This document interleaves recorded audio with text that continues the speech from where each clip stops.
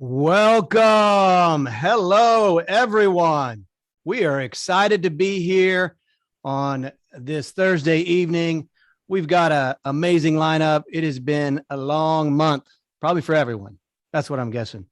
And our faculty is so excited. Well, Brittany, nice to see you. Yes, welcome. I didn't know you were faculty today. So our faculty has been looking forward to this day.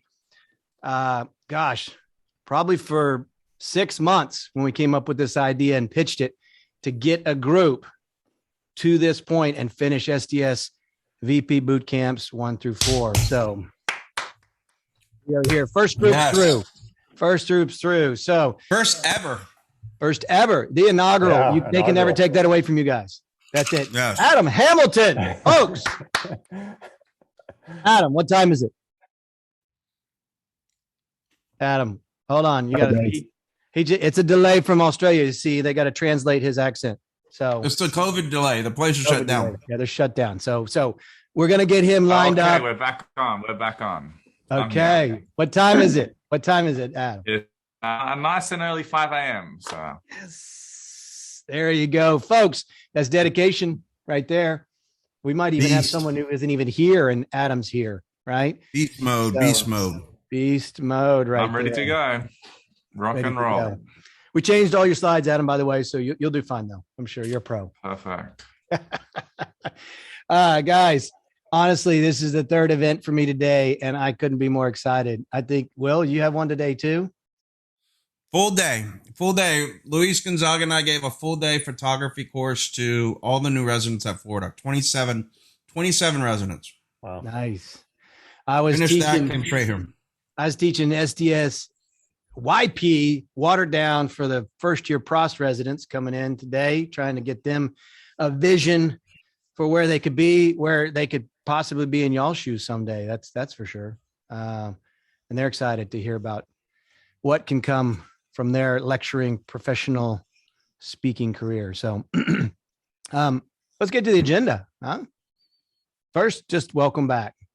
And we're excited to be here. As we said, we're excited to get to the end. This is what we're going to talk about tonight. We're going to kind of review what you've been doing. We're going to talk a little bit about your setup. If you have more questions, I think it's been Christmas in a few locations of SDS VP boot camp participants. That's what I've heard. I don't know if that's true or not, but Santa Claus came a little bit early in the summer for a few of you, and you might want to showcase that. Maybe. I don't know. What do you think, Will? Showcase that? Maybe. I think that would be great. Yeah, and maybe they're going to have some problems. Some teasing going on out there. Teasing on the WhatsApp. Hey, and that means today their graduation. We need to get a WhatsApp group. Yes, we'll get them in. They can go into our WhatsApp. They go into the DevRight tribe, man. They need to be in the big tribe, the full tribe. Yeah, full tribe. So at the end of today, you'll be getting an invite. Don't be a stranger. Some of you guys are already in there, and you know that you ghosted us a little bit. We'll call you out, but we're excited to add some new tribe members. So, what does Aaron need for that? Just a phone number? Just a phone. Wait. Oh, that. Well, that was interesting. I saw someone look like a scary person come on with like a Unabomber or something. Have our security dropped down? Where's the bouncer? Who let that guy in? Or he is the bouncer. Aaron, how did you let that guy slip through? Huh? Tech glitches right there. Somehow someone tried to. I took care of it pretty quick. Yeah, you too. You bounced that guy right back out. He won't be back. Does the mic work though? Oh man, you're treading on thin ice right now since you didn't present last time. So yeah. Okay. We got our presentations. You're going to bring it tonight, and we'll talk a little bit more about that. And we did give you some parameters. And I do want to say, well, we need to give a round of applause for everyone who's on this, got their presentation in. Now we'll talk about how close to the wire some of you guys were, and we were TikTok watching it. Doesn't matter. They got it in. They got it in. That was a test because look, there's Strawman's here. They're going to be watching. They're going to be watching the reviews and awarding a first place prize. So you guys got to bring it tonight. And part of the way we're going to do it is going to make it very smooth and streamlined and professional, like an event. So like you're in a very professional DevRighted event, right? Okay. And I even broke out some cashews because of the event. I'm That- eating that's good a nuts fancy- tonight. Wait, show it. Is that the full cashew or the halves? That's a full one. It's not Cashew. broken up. Yeah, you A know, you DevRight sometimes snack staple. stay I like it. Yes. that, and then what else? These are these guys right here. Got some Yeah, pretzel bites. Okay. yeah. Everybody's got their Everybody, their you have to have your energy. nutrition. You got your Protein. energy, protein. Let's go over here. There we go. Now I can get it right there. The There's a pretzel surprise inside. A little surprise inside. So, all right. So then break. We'll take a break. We'll come back. Okay, we'll give the presentations and then finish up strong with some wrap up Q&A celebration. Sound So good? Brody, the setup, we don't need everybody. If you don't have anything to say, you don't have to jump in. We could spend an hour going around, but if you have some cool things you want to share, anything you've done since the last session you want to share, that's going to be a time to do it before we get in the 4-minute lectures, right? Yeah. Yeah, that's All right, it. well, That's it. Actually, with that, I'm seeing everybody pop in. So let's I bring guess, them on up. yeah, everybody, come on up. Get onto the stage. What a group. Oh, Acela just had. There you go. Ooh, Ira's always looking sharp there. Heaven in the mountains. Israel's got his logo. Lipton. Ira, rocking just a I'm straight expecting green a screen. talk radio show with Ira Yeah, right Ira's now. looking good. Yeah, Greetings, gentlemen. Greetings. there we go. Ryan Lewis with the Alex, mountains. big upgrades on your part, man. Ooh, Alex is really stepping up the backdrops there. I like. He's got a Wow. little setup. He's got a little Nice office, David. Sonata Camino set up in the backdrop. I'm not able. Got some nice virtual setups with Israel, Tony, Ryan. Ryan, is that a real vision? Is that real or is that a No, that's virtual? I could not tell with you in the mountains. Guys, this is Nadim. Every time I try to start the video, it says that the host has stopped it. So I don't know. Aaron, you're rocking the Dean. There you go. There you go. Ventureman's also locked out. There you go. Benjamin, I don't know if he's coming on today or not. I don't know how he's even talking. He's sneaky like that, right? What's the drink of choice, Ryan? Do we have anything? Oh, Ryan. I put so on the Ryan, when you spot. have a little red slash, I don't know if you're familiar through your mic. That means you can't talk. We can't hear you. You can still talk. So or just- just show us. just helping you out, brother. Yeah. There is that little thing. there. That's just a DevRight pro tip. Maybe we haven't talked about it before. We might have missed that somewhere. Okay. Oh man. Israel looks like he's rocking a Coors. Let's see what he's got there. No. Okay. Something else. All right. Well, good. So anybody, so this is free, my open mic time, open stage. Anybody have anything new, exciting that works, that didn't work, that you're struggling with, that, you know, some Christmas miracle, Hanukkah miracle that happened here on the stage? Anyone? Since our last Since our last one. Yeah, since our last deal. Alex, come on. You're like, Alex is like biting at the bit to like, I don't want to go first. Don't let me. Alex, go. Go. Come on. Man. So I definitely stepped up since last time. I got all the stuff I texted Will, I guess, not in the DevRight and in the group, right? So I got my Yeti Blue, Okay. and I got a nice Logitech, the Brio, and some new ring lights. My old ring light was just not strong enough anymore, so it kind of fell almost apart, and I beefed up my background a little bit. So we'll see how it works, right? I'm excited. Good. But I got some studio lights that have been working pretty good. Oh, Wow. those. Yeah. Don't show Adam. He might come there. Great movie makers, along with my ring light. So the studio lights are lighting up everything around me, which is why the green screen looks as clear as it does, I think. Yep. Mm-hmm. It's worked pretty well. And they weren't that expensive. Oh, Ryan. Is that me calling you? Seriously? Oh, who's Nobody's calling me. That's not me. You're the only one with the green square. Seriously? All right. I seriously have no idea how that's happening. Sorry, guys. If that was me, I don't know why. Because my phone wasn't ringing. Okay. That's all right. Sorry. That's all right. All right. All I got a right. question for you guys. Shoot. So since we're treating it like a meeting and you guys are kind of running it and everything we talked about last week with, the type of clicker, the Logitech clicker that, it's been around a while. We talked about it in the other SDSs, in that, I don't know what it's called, but those little devices that, you can play music, you can do this, you can do that. How does that work if someone else is running the meeting? David, that is such a topical question that Brody, I mean, did you pay him to say that? Well, see, when we're lecturing, we're going to talk about planting questions that are kind of like softballs. Amazing. And sometimes you do you do that just in case. Sometimes you just do such a good job of developing a scenario that the question comes out naturally and you're like, yeah, I can answer that. Let me go to the next slide. Click. And so, Will, are we going to answer that today? Yeah, no, David. I mean, that was a really topical question because I could tell you on many fronts, we've had that situation. I mean, you see that there's several of us that are presenting, and the presentation that we're presenting from is in Dallas.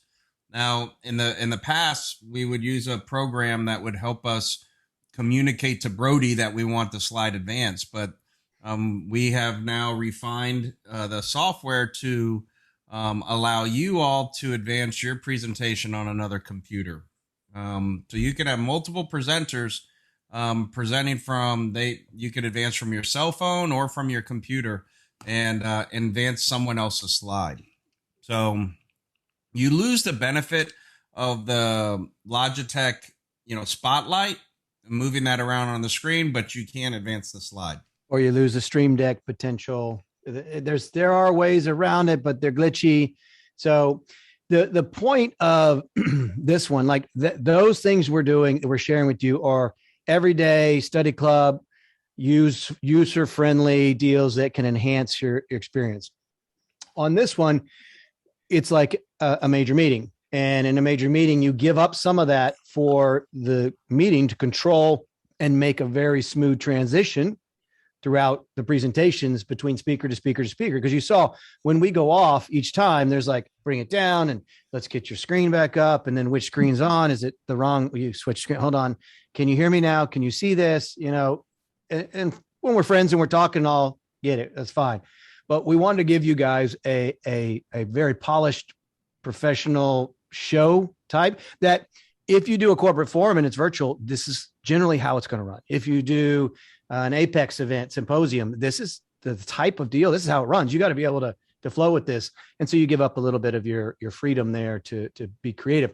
But if you know ahead of time, what do? You can build that into your transitions. You can build that into your animations, your builds. You can still have that, but it's not as much on the fly because at meetings like this, it's less about quick interactions and fun stuff. It's more about delivering the content as smooth as possible. Does that make sense? So Brody, Yeah. how can we obtain this phone app? Wow, Will, this is perfect. This is amazing. So We're gonna there's run two out of ways money to, if we keep there's paying these guys. We're running out of things to say. So Ira, there's two components. There's the host component where we download the program and pay a subscription fee, so we're buying it. And then there's the speaker component where we're giving you control to advance. So you all tonight will get the link to put it on to open it up on your web browser on your phone so you can advance it.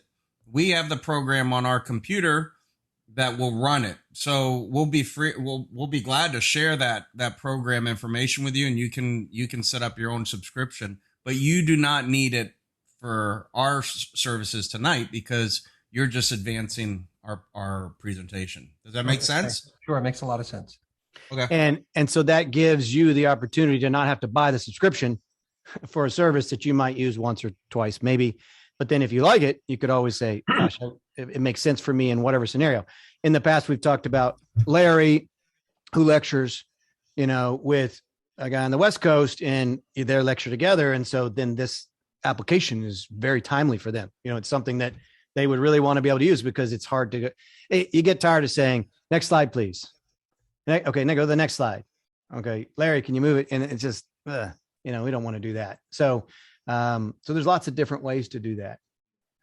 We just had our ITI section webinar meeting, and we had 5 presenters, all from all over the country, and it was running off my computer, and they all used the clicker program to advance it. It was seamless. No one ever had to say advance a slide.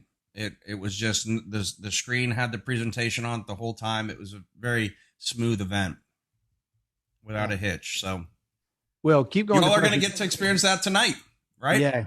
Keep going with the Instagram Acela. I like it. Posting right there, taking a selfie while she's doing this. That's amazing. Look at her, the influencer. 1 second. Will keep going. We're gonna get Abigail and Charlie. They got 2 Strawman people coming in, so I'm gonna screen off a little bit, and you guys. Hey, that's a surprise to me. I didn't know Abigail and Charlie were joining us tonight. Yeah, they are. Oh wow, that's exciting. I haven't seen them for a while. All right, let me get them in. Okay, so keep going. Question. Keep talking. Will, I got one question. Yes. So remember last time I had the glitch of I clicked the wrong thing, whether it was share screen or share program, and I can't remember which one was correct, which one was incorrect. A friendly reminder, please. So when you go to share screen, all right, a window pops up. And I can't tell you what's on the window right now because Brody's sharing a screen, but a window pops up and it gives you many options. The thing is sometimes the option will be a PowerPoint or Keynote or your actual screen. If you choose the program itself, that's when you start to run into some glitches. So you actually choose your screen. Now the where it gets confusing is if you have multiple screens. You have to choose the one that's going to be the primary desktop that will show the main slide. If you choose a secondary desktop, you'll see the presenter view. So we can do a little workshop on that at some point.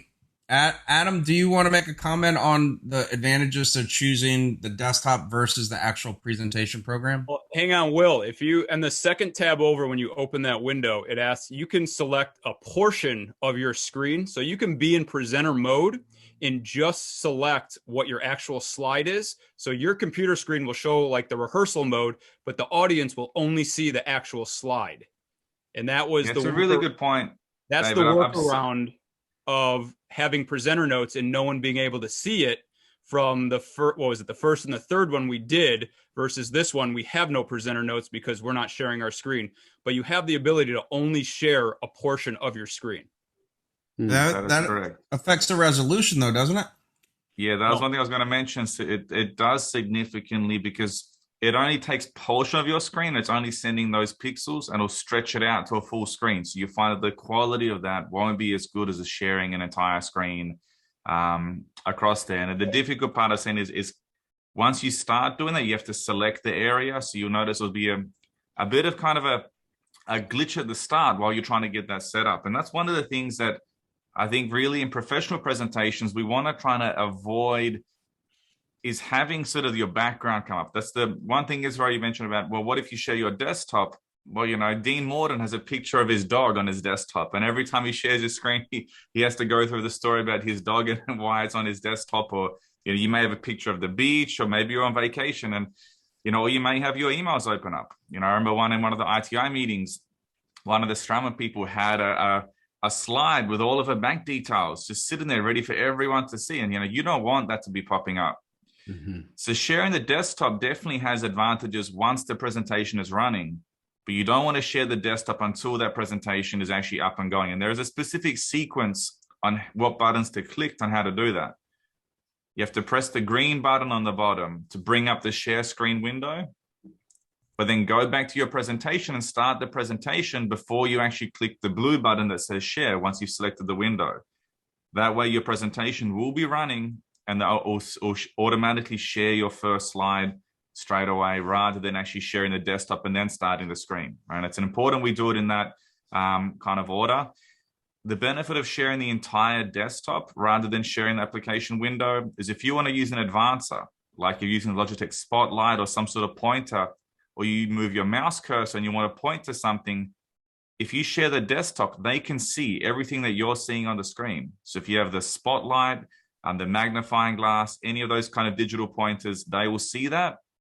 If you're sharing just the window, the application itself, they will not see anything over the top of that. So you may be pointing at something using the Spotlight and they're like, all we see is a blank slide or whatever you're sharing through there. So that's where the desktop has benefits. That was a lot of information. Can you put that in a book report for us, please? We can send a tutorial. He just woke up. All this stuff's been sitting there in his head for a long time. You know, oh, he's on lockdown. You're not going anywhere today, are you?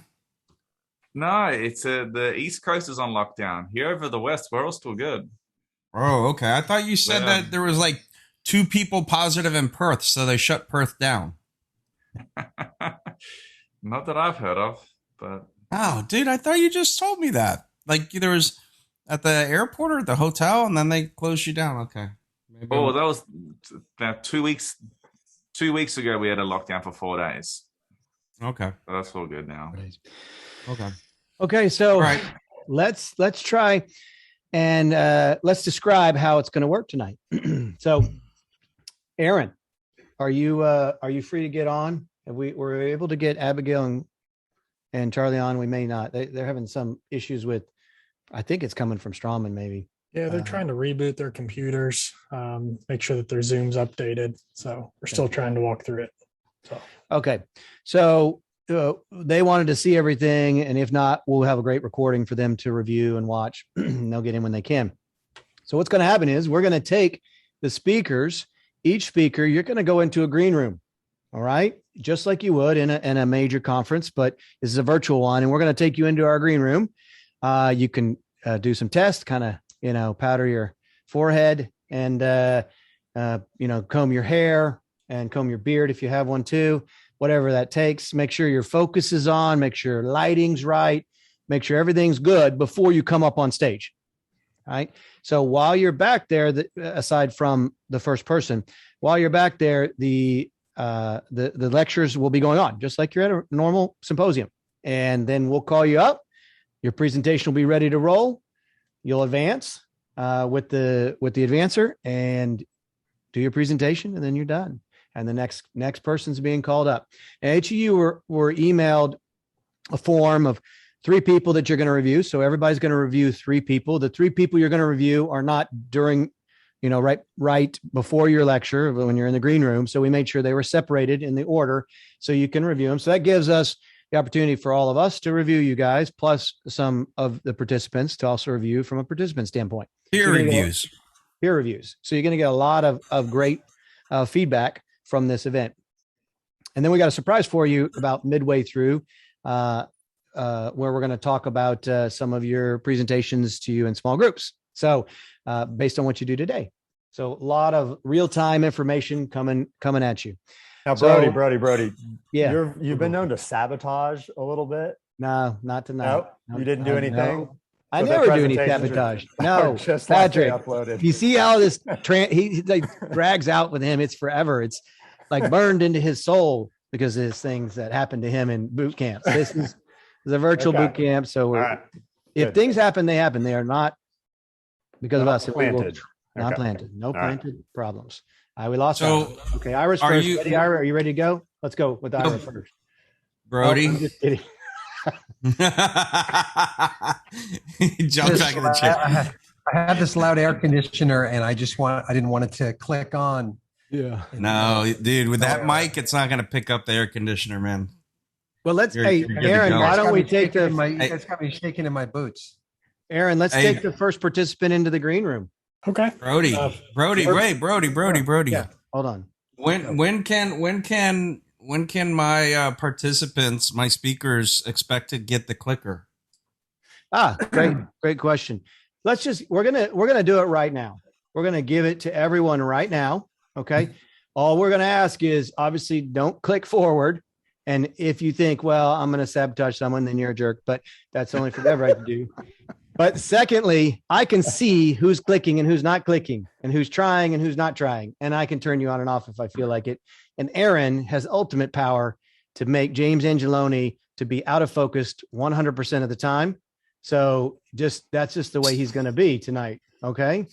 So that's his punishment from last time. Okay. I'll take it. All right. So what I'm going to do, let's go boom out here. Y'all get your cell phones ready. Yeah. Get your cell phones ready. Bring them out. And what you're going to do, boom, just grab that QR code. Okay. And you can see a name on there. When it takes you to a site, type your name, your first name in. Okay.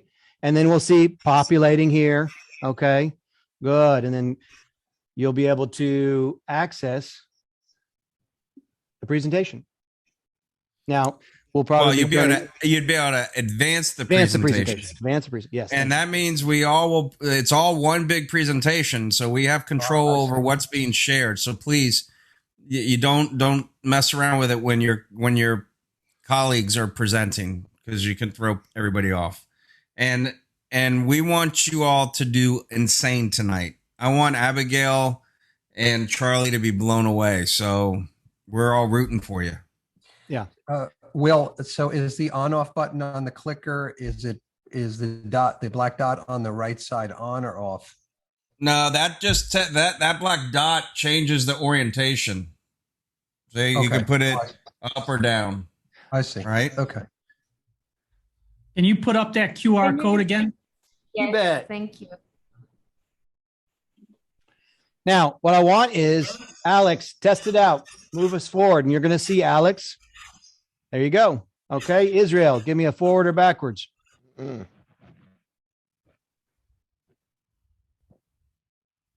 There you go. Renata, I can see you at the bottom. Give me a forward or backwards. There you go. Okay, you see how it's working? So we're going to work our way up, make sure everybody's good to go. Nadeem, you're next. There you go. Ryan, you're next. Good. Evan. Good. Ira. Good. Brittany. Good. David. Boom. Everybody's good to go. I Okay. don't think I need that QR code again. Bringing it Let me back. see. Wait, I'm not able to access with my phone. It's kind of weird. Let's see. What happens when you click the website? Nothing. Okay, I'm on now. Are you plugged into your computer with that phone, or what are you plugged into? I'm charging it, but let me try again. Okay. Are you and you have Yeah, So, and guys, as he's talking to, see what the great thing is, the system is we can come here and I can click on and off, so I can turn people's access on and off until they're ready to go. Brody, can you give her the link inside the chat and she can do it from her computer? please. Yep. So Brody's going to share with you in the chat a link. That link allows you to run it from your computer instead of your phone. Okay. So that'll work as well. The same thing will show up. I found that's a great way to do it, but really the phone, if you can do it, is a lot easier because you can still see everything on your computer, and it's if you don't have two Her screens. phone was just going to a black screen. It wasn't doing anything.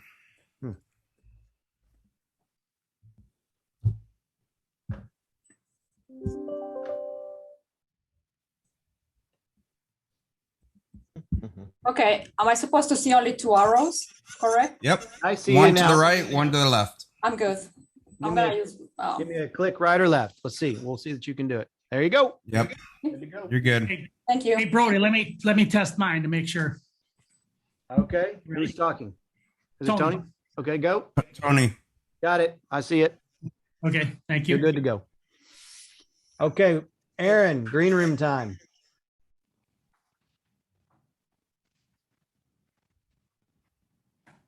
Okay, Acela, you should have a invite to join that green room.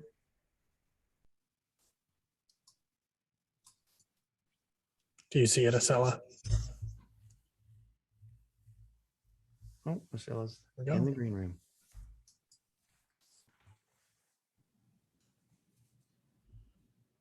So that you guys know, next up, who will go into the green room immediately after this is going to be Alex.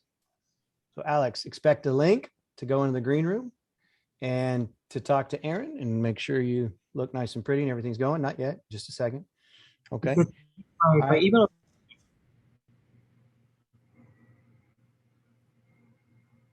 Here we go. Just in time. Looks like on behalf of CE DevRight, we've got one or more of the Strawman people joining in. Let's see if that's the case. No, I thought we did. Maybe. Hey guys, will we need to do anything to leave the green room, or will that happen automatically? That will happen via Aaron. Okay. Yeah. And the link for the green room, do we get this by chat or by email? It won't be shows straight up on the screen. It'll be on your screen. Cool. Okay. Okay. And so what's going to happen is you'll see here with Acela, we're ready to go and we'll bring our presentation up and then we'll do I'll do a quick introduction and then she'll come on and give her lecture and she'll be able to advance based on her advancer. The next person, same thing. We're just going to test this out, make it as smooth as possible. No glitches, nothing trying to do anything, just kind of give you the experience. Okay. So let me check with Aaron. You ready? Okay. So our first speaker tonight is Acela Martinez and coming from East Carolina University. So if everyone will give a warm welcome to Acela Martinez. Welcome, Acela. Take it away.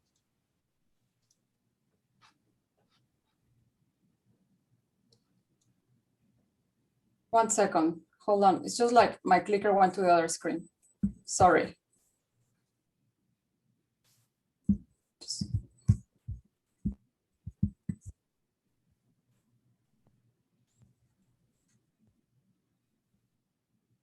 Okay, I'm good. All right. So good afternoon, everybody. My name is Acela Martinez, and today I would like to discuss briefly how using analog and digital tools can help us in the diagnosis and treatment planning in the aesthetic zone. So let's start with a case of a healthy 36-year-old male patient with a history of trauma in number 9 and number 10. So this patient also presented with recession, and his main concern was to address those infected teeth, but he also would like to improve the overall aesthetic appearance, close the diastema if possible, and replace the missing teeth with dental implants. So to begin with the treatment, we started by extracting the hopeless teeth and doing a CTG to cover the recession in tooth number 7 and number 8. Here we can observe the soft tissue healing, and you can appreciate the severe ridge deficiency defect that needs to be addressed. So we proceeded to do a guided bone regeneration procedure, and you can see the severity of the defect. And it was actually pretty severe that it was at the point to be through and through due to the long-standing chronic infection. So the area was grafted with a combination of autogenous graft and a xenograft, and it was covered with a rigid collagen membrane that was fixated with tags, and primary closure was obtained. So at this point, we have addressed the recession and the GBR was completed. Now we can talk about implants, but how many implants should we place? Where should we place them? but also, is this patient going to need other adjunct restorative procedures to improve the aesthetics? So this is a aesthetic risk assessment that was completed in the initial appointments. And it's important to do this risk assessment because it's going to tell us what's the complexity of the treatment, but also it's going to help us to communicate with the patient the need for multiple procedures. Also, we can discuss the timing and the expectations of the patient. So to begin planning the case, we did a conventional wax-up, but this wax-up was done based on a virtual template. And in the virtual template, we close the diastema and we improve the proportions of the teeth. So the information from this virtual template was then transferred to a plaster model after calibration, and the conventional wax-up was used to do a silicone index that was then used to do a mock-up that the patient and the restorative dentist could see. So at that point, the patient was satisfied with aesthetic needs, and it was determined that the patient would need implants, but also to restore from number 6 to 11 to take care of all the aesthetic area. And here you can see the patient in the first image wearing the S6 retainer that was delivered after the GBR. And we can see the patient wearing the mock-up, and we can already see the overall improvement. And here we can see another lateral view showing the area of interest and the area of the teeth that need to be replaced. So this is the smile line of the patient, which was, I mean, it's a little bit higher than this picture. And again, the determination was made to place implants, but also restore 6 to 11 to close the diastema and improve the proportions of the teeth. Now, let's talk about how are we gonna plan the implants for this case. So first, we scan the patient's mouth in order to do the implant guide, and we also scan the mock-up. Then this mock-up was superimposed with a cone beam to determine the ideal implant position based on the mock-up. Now, I really like to have mock-ups that show where is the planned CJ of the restoration, because then I can determine how much I need to sink my implant and what is the ideal three-dimensional position of the implant. Also, in this treatment plan, we could see, well, I thoroughly checked the distance between implants and the distance between teeth and the implant to make sure that I could, in fact, have 2 implants in that area. That was actually pretty wide. And also to make sure that I was respecting all these dimensions that need to be taken into consideration when we place implants in the aesthetic zone. So based on the mock-up of the patient, the implants were planned and a guide was designed. And lastly, we proceeded to place the implants with a guided approach to make it as accurate as possible. And here we can observe the guide in place and the implants were placed.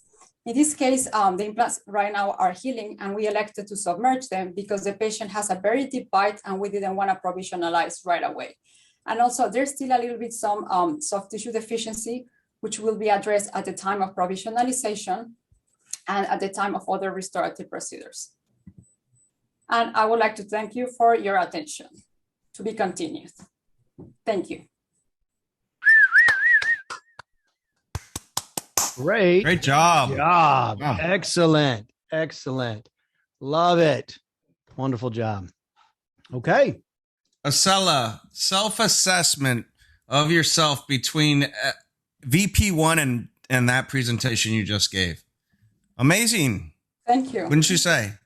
Well, I mean, I think it was a big improvement. I actually learned a lot thanks to the, the feedback. But in my favor, I'm gonna say that when we had the first series, I didn't know we were supposed to do a presentation, and I did it like literally like some minutes before while I was covering clinic. But overall, I mean, I think this has been great. Thank you so much. So the presentation is one thing that I loved your presentation. I'm referring more to your virtual skill set. If you recall the first one, I don't think we saw any of your slides, right? But I think you sabotaged me. Yeah, was that the one that? No, we didn't sabotage you. Why would we do that? I think that was anyways, look, your lighting looked great. Your video was really sharp. The position of your camera was great. I mean, good stuff. This is a great way to start the evening off. Thank you so much. I mean, I think I didn't pay attention to a lot of details, and after like a year and a half of webinars and online lectures, but this has really helped. Thank you so much for the feedback. All right. Excellent. Awesome. Okay, so next up, we've got Alex, who's coming on to give a presentation, and going into the green room is Brittany. So Brittany, expect an alert to hit the green room for your prep. And Alex, let's welcome Alex Wunsch to the stage from Florida for an amazing presentation on something that looks like it's going to be life-changing for our lab technician world. Alex, welcome. Alex, let's go ahead and unmute you there, buddy. There you go. Thank you so much, Brody, and thank you, Strawman, for inviting us. Thank you for DevRight for putting this all up here today. I'm super excited, and today we want to talk about the verification, confirmation, and realization of a laboratory case, and definitely more concentrating today on the verification. Verification is a very, very important aspect in basically any basics of implant dentistry. Without a verification, we would not be able to successfully finish full arch or even multi-unit bridges on implants, just a prototype or even final restoration. So a verification is a verification jig, as we know. So what kind of verification jigs do we know to avoid something like this, right? Back very quick. There's a little bit of a lag today. I'm sorry for that. Maybe it's my internet connection. Let's go here. So we want to avoid situations like this, that a material like zirconia would break on day of insertion. So how do we do that? We creating verification jigs. Verification jigs are basically made of multiple different materials, out of pattern resin, out of metal, out of some acrylic sticks, or my personally preference is the so-called stone verification jigs. So I make them out of stone, and that's for me my gold standard. So why stone? What is the advantage in utilizing stone for a verification jig? Stone has one really fantastic thing. What stone does, stone breaks. And stone is brittle, what means if we have a non-passivity, it would break at the area where the implant is not passive. So why is it so important? Because if I look into modern materials in dentistry, they're not forgiving. If I'm looking especially in zirconia, zirconia has a very similar personality as stone. It will break. It will break on the day of insertion if we torque the bridge down and it's not passive, just clacks and breaks basically. So for me, the stone verification jig over the years now is the way to go. And what are we doing when it breaks? We're just luting it together with pattern resin, take a pickup impression of that stone verification jig. Important is that we're utilizing a custom tray because they're fairly big, so we need some room for that, and that we're also capturing the tissue underneath to get a new master cast, basically. So how do we do a stone verification jig? How do we fabricate that? That is pretty easy. We're using our master cast. We're utilizing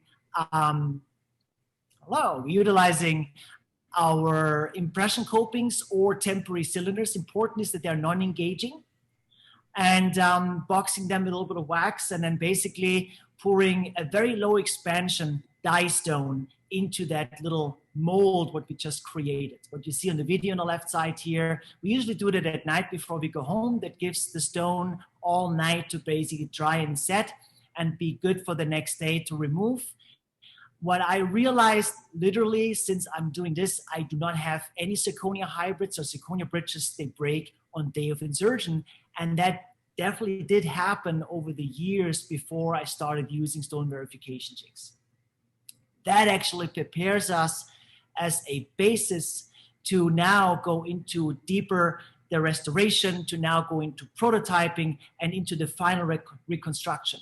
With digital dentistry now, what we're doing a lot is we're combining different or multiple appointments. So we're doing a stone jig, what you see on the left side here, doing the prototype already in the same appointment and delivering a custom tray. So we actually combine appointments and can then actually go from a verification to a confirmation to make sure we're on the right track, that we also then can finalize the restoration and go to realization. So we have here the verification, the confirmation, and realization. And I want to conclude with that and say thank you for the time. I hope that was informative for everybody. And on the right side is my social media connections, so everybody who wants to join me. And I'm ready for some questions if you want. And thank you so much again. Awesome job. Fantastic. Nice stuff, man. Love it. I don't know what it is. Is it your lighting? You have this glow about you, like this South Florida type of glow. Like you just came off your board and straight into the lab. Your setup is awesome, man. I just get back from surfing. Come on. There you go. Good. Some paddle boarding, right? Yeah, some paddleboarding and surfing. That would be nice, right?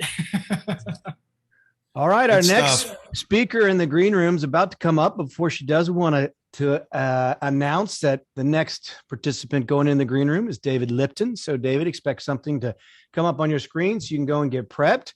And in the meantime, let's get set up for Brittany Matton to come in and give us an amazing lecture on overcoming overdenture challenges. So, without further ado, let's bring Brittany up to the stage. Brittany, are you there? Here she comes. And Brittany, I'm going to spotlight you and say, take it away. All right. Thank you for the opportunity.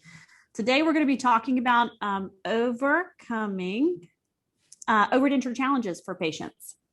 So we oftentimes in our practices do overdentures, and we do a 222, for example, and we don't talk about some of the challenges that we face, even in some of our 222 or simple overdenture cases. So I wanted to show you a case and walk you through a challenging one that I recently have restored. So this is a case of a gentleman that you will see is class 3. So when we look at his cone beam CT, this is a 2D shot. You can also see he has thin bone. So let's look at the challenges that can be involved in this kind of case. The patient is a class 3, skeletal class 3, and I'll show you how that comes into play in a minute.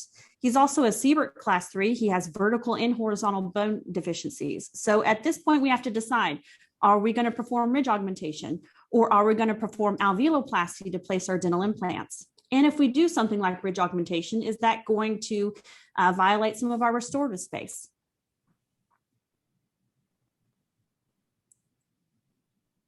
So this is the patient's intraoral presentation, and you can see the ridge is very thin, a little scary when you see some of these patients chairside. But one saving grace you can see is that he has good attached tissue. So at least we have one good thing in our favor for this patient. So in planning these 222 cases, or in any overdenture case, oftentimes in our practice, we are going to do a digital wax up and import the STL digital file. We're going to overlay that with the DICOM or the cone beam file, and then we're going to digitally place our dental implants. So this one looks pretty straightforward. You have your class 3 patient, you have your dental implant, but what happens sometimes in these class 3 patients? When you restore them from a restorative standpoint, you're going to actually see the locator through the buccal portion of the denture. It's a thin housing. Now, there are some tools that we have now that can actually overcome some of these challenges. So one of those things is to use a system that has a peak attachment, for example. So this is the Straumann Novolog system, and this Novolog attachments actually can come at an angle. So instead of compensating a typical 20 or 40 degrees between the abutments, you can now overcome over 60 degrees of divergence, and you can use peak attachments, which are more aesthetic in the case that I just showed you. So let's go to his maxillary arch, which was even more challenging than mandibular arch, and see how we were able to restore some of those challenges. This is the patient's maxillary arch presentation. And when I'm given a maxillary arch and the patient shows up in my chair, the first thing I'm going to do is a digital impression and fabricate a digital denture for the patient to wear. So this is our patient's digital denture. We waxed up the teeth and actually let the patient wear this in order to make sure we had the right vertical and aesthetic outcomes. Then we overlaid that with the patient's cone beam CT. And this is interesting that we saw in our plan. The patient had very little bone, like you saw in the initial cone beam, right? So we were able to get 3 of the implants pretty parallel, but you got 1 at number 8 that just flaring off to the buccal. So how did we overcome some of these challenges? So what we decided to do in this situation is use a Novolog attachment that was able to re-angulate the implant to more of a palatal position so that it matched the other implants that the patient had in his mouth. And we all know if implants for overdentures are more parallel, the patient has less complications. Now, what's interesting about these attachments, you can see them all seated here. After they are placed, they now are in a pretty restorative position. Also, these attachments have a little bit different connection. So you can see there's different retentions, just like a traditional locator abutment. And what's interesting about the angled ones is you actually have to cover the access hole. So don't forget to do that if you do these cases. This is the pickup of the patient and his final maxillary denture. So thank you for your time, and I hope that you learned a little bit about how to overcome some of our, what we oftentimes see as a overdenture simple case. Great job. Fantastic. All right. We got some pros in the house tonight. Yeah, we do. We do. Actually, good stuff. While we're waiting here and loading up the next amazing speaker, I want to do a shout out to Charlie from Strawman. He is now online with us. And Charlie. I don't know if he's in his boxers or not, so he hasn't activated his camera and he doesn't look as stunning as everybody, but maybe he'll come on and say, oh, there he is. Look, just straight. Not quite boxers, almost. Yeah. Okay, Charlie. Good to see you. Thanks for coming here. What's up, Charlie? Charlie, I don't know if everybody in here knows you. Maybe they do, but can you just give us a little bit about how you support us as speakers? Yeah. Or as Strawman customers or whatever. Just tell us a little bit about what our interaction with you would be. Yeah. Well, more on the interaction with me at some point in the very near future and how that's going to change. But yeah, I've been with Strawman now for 8 years. I've known Will and Brody, I think, for 15 or somewhere around there. A lot of familiar faces that I see here tonight. So happy to see these faces and killer presentation so far. So looking forward to continuing on with most of you. Yeah, I've known a lot of you through whether it's product management or the digital stuff or liaisons, trade shows, whatever it is. Yeah, happy to be here and looking forward to supporting you guys some more. Great. Thanks. Thank you. You guys always like to see behind the scenes too. So I'm gonna do a shot here while we pull this up so you can see another angle here. Let's see if we go to maybe I went to sleep. All right, fail. I'll bring it back up in a second.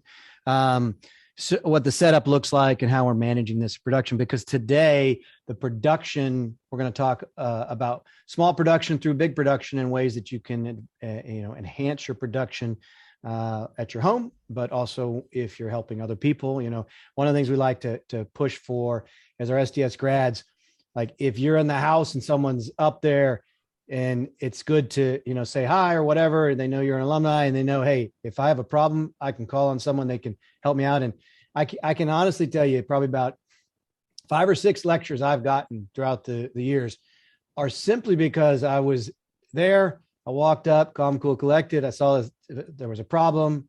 Speaker's mind was melting down, couldn't figure it out. Did a couple adjustments, boom, boom, boom, got the speaker off, came after, was like, man, I don't know how you did that, but that was amazing. Let's chat.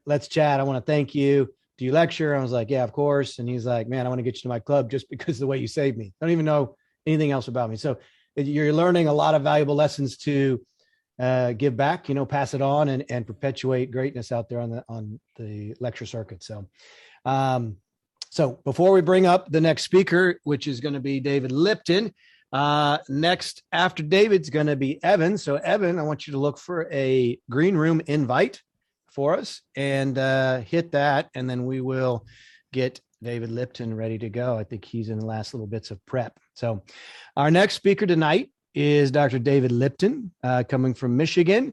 And he's going to give us really an amazing, stunning presentation on all kinds of things that are implant related. So David, take it away.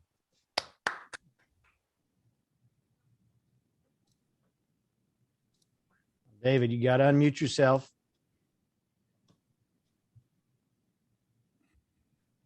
Good to go. Good evening, everyone. My name is David Lipton, and tonight we'll be talking about when size really does matter. I'd like to start out by thanking DevRight and Strawman for hosting and sponsoring us tonight.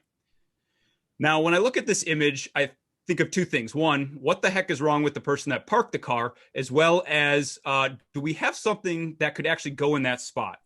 And we actually do. The smart car fits in these really tiny spots. And when I think of this car, I think of mini implants. But we have to be careful with mini implants because in the literature, they are considered less than 3.0 millimeters. And in today's lecture, what we're going to talk about, the Straumann 2.9 millimeter implant, which is no mini implant. So in tonight's lecture, we're going to talk about what the Straumann BLT 2.9 is, its indications and advantages, a step-by-step approach, and we're going to finish up with the clinical case. So the Straumann BLT 2.9 implant is a perfect combination of shape, strength, and healing power, as well as has novel prosthetic designs that closely match the natural anatomy of teeth. It's considered the small one. It's a two-piece small diameter tapered implant that comes in lengths of 10, 12, and 14 millimeters and has the CrossFit, the Loxum, the Rock Solid, and the SLA Active features that their traditional implants that we place on an everyday basis have. So it really is no mini implant. And its indications are for the maxillary lateral incisors, as well as the mandibular lateral and central incisors. And what makes this implant so advantageous is the Rock Solid has a very low fracture rate. The final abutment is torqued to 35 Newton centimeters. They have oval-shaped prosthetic components which mimic what the natural tooth would look like. You can have an emergence profile that is uniform throughout treatment. And of course, guided surgery is available, which is very important in implant dentistry today. Now, the step-by-step approach, you start with the implant distance indicator and mark where your osteotomy is going to be. You're then going to proceed to the first implant drill, which is a 1.6 millimeter implant needle drill, which will then drill the osteotomy depth. You will then finish with the second and final drill, which is the 2.2 millimeter drill. And at this point, you have to decide if you want to use a bone tap or a profiler based on the density of the bone. Now you're ready to place your implant, which can be placed manually or with a handpiece. And once your implant is placed, you can choose if you want a cover screw, a healing abutment, or are you going to temporize it. So this is George, and George presented with a hopeless tooth number 24. And the tooth was removed with minimal trauma. And at this point, we decided that we were going to attempt to place an immediate implant. So we went through our drilling sequence and ended up placing a 12 millimeter Straumann 2.9 BLT implant with an allograft in the jumping gap. Now, in my office, we take ISQ values and we achieved a 75 on this case. So we decided we're going to temporize it or attempt to temporize it. So we placed a temporary cylinder. And utilizing the extracted tooth, I removed the root, hollowed out the lingual aspect, and bonded the crown of the tooth to the temporary cylinder using flowable composite, and then adjusted the contours and the margins to my liking. It was then screwed into place with no issues. And after 12 weeks of healing, we were ready to send the patient back to the restoring doc. However, he only wanted to keep this because he loved the aesthetics and loved the feel of how it was in his mouth. So I'm going to end with this video, and it's from Austin Powers, and hopefully most of us have seen it. And what makes this video so remarkable is we never want to get into this situation with implant dentistry.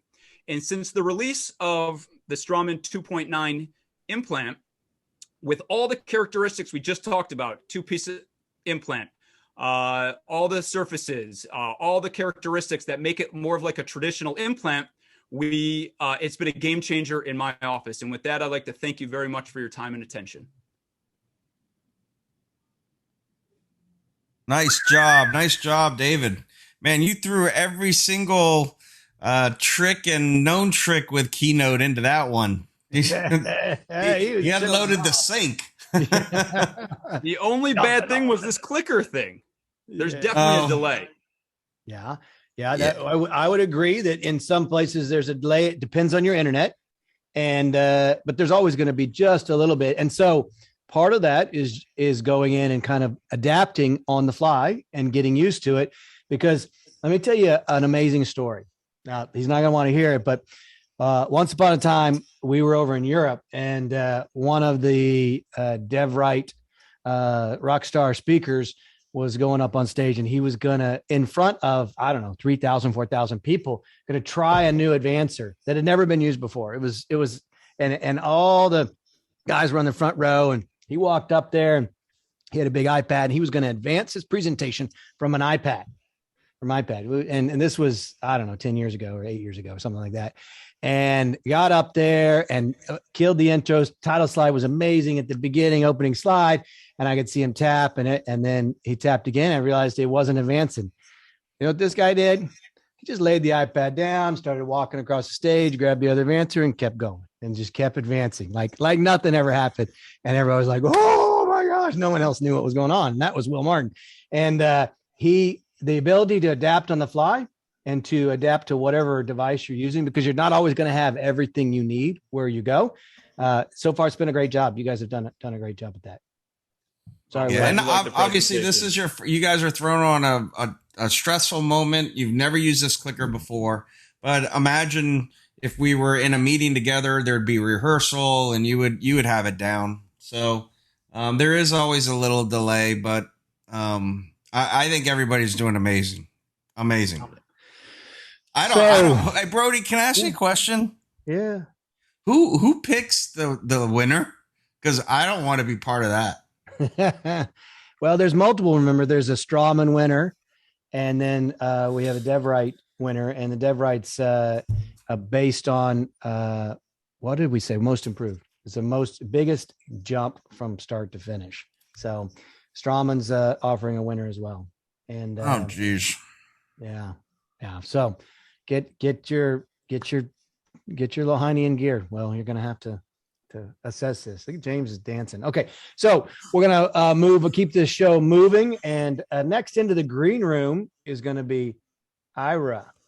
Ira's next in the green room. So look for something on your screen if you haven't already. He might already be gone, and we're gonna get the show going for Evan. So if you will, let's welcome Evan to the stage, and he's going to give us an amazing lecture on a transitional approach to full arch restoration. Evan, this is all you, man. Take it away. Hi, guys. Good evening, and thank you for having me tonight. I'm Dr. Evan Chaffetz, I'm an oral surgeon in New York, and tonight we're going to be discussing transitional approach for full arch implant restoration. With the advent of all-on and with the advent of the simplicity of the procedure, I think it's become a little bit overlooked, and we do need to have a reevaluation and take a look at it and see how it fits in. And sometimes it's even the best for the patient. We take a look at this patient. What we see is a terminal dentition, moderate to severe perio, pneumatized sinuses, maybe some periapical pathology, but we know that this patient is at the end of their livelihood with their teeth, and it's time to start talking about a transition and all-on a denture or something for a full arch type case. We delve in a little bit deeper into their combi, and we see in the axial view this large lesion up in the right maxilla that extends buccolingually and covers a lot of that region. We're going to do an all-on, and we want to go in and take care of this patient and put implants in. We have to really thoroughly debride this, hope that we get that infection out, and we're going to be having a lot of our implant potentially sticking through an area that has a defect that effectively we may not have as much strength or stability as we want for an immediate load. We don't want to fall into the trap when everything we have, because we have a hammer in our toolbox, looks like a nail. We need to evaluate every patient. We need to give them the custom treatment and what they want and what's best for them. Let's take a look at Bridget. Bridget's been my patient for a number of years. Bridget had the maxillary implants done by me a long time ago, and now she's ready for the mandibular arch. Bridget wants to retire this year and move down to Florida and get done. Seems like an all-on would be a good case. However, Bridget had breast cancer this year, had a mastectomy, and is on long-term maintenance chemotherapy and was opposed to the idea of an all-on type procedure. So what we decided between me, the dentist, the patient, the lab, was that we were going to come in and have the dentist prepare the two canines, make single unit temps of which we would take a digital impression, extract the other teeth virtually, and make a guide and make a temp for the day of the procedure. When we put 4 implants in, when they healed, would be transitioned over to a implant-borne temp and then a final restoration. Temp was printed in the office. The guide was printed in the office, forgive me, and the temp was milled. The beauty of doing this is that we have the ability to mill it in advance to prepared teeth. The occlusion is stable and there's minimal to no reline. So when we look, day of procedure sheet comes in, we take off the temps. I took one off for the sake of the picture. We can see the condition of the dentation. Take out the teeth in the typical fashion, elevate our buccal and lingual flaps, whatever surgically indicated. We have a tooth-borne guide. We did pilots in the front and fully guided posteriorly, and we put our implants in. The beauty of doing it this way is that we don't really have to worry about how much we need to graft or not graft. Do we have enough high-end torque to load this case? We can put these in the ideal position with conservative bone reduction, let this heal, put our grafts, our membranes in, put the temp on. We don't have a removable prosthesis sitting on top, and the patient heals very comfortably and very nicely. UL closure.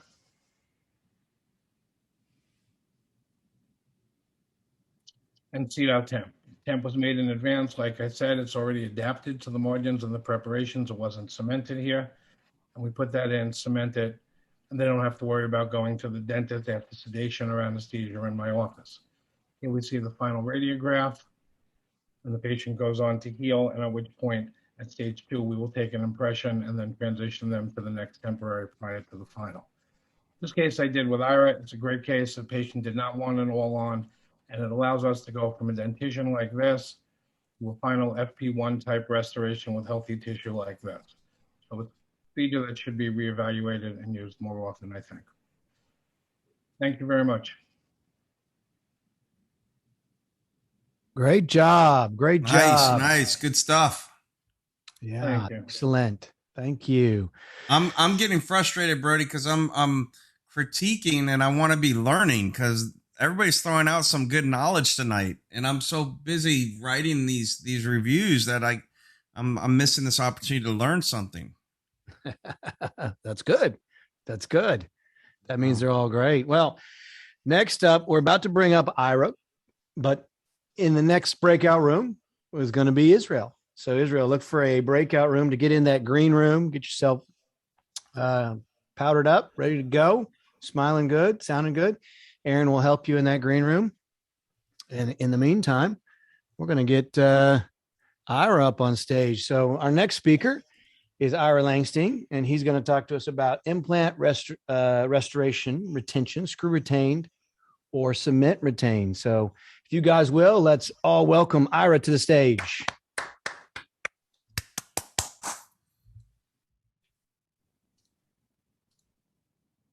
Ira, got to unmute. Got to go. Welcome, everybody. And I'd like to thank Straumann and DevRight for making this event possible. I'm going to give a unique talk tonight to everybody. It's going to be a simplified talk about implant restoration retention, screw retained or cement. And we've seen some great presentations of some very involved material. And now I'm just going to go to the basic hallmark of implant dentistry, which is how do we keep our restorations in place?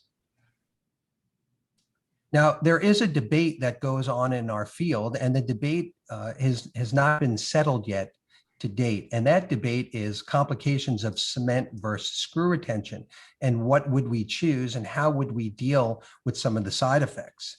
So we're dealing with biological issues with cement retention versus mechanical issues with screw retained restorations. And the purpose of my talk tonight is to just optimize the options that we have in order to minimize some of the problems with these choices that we make.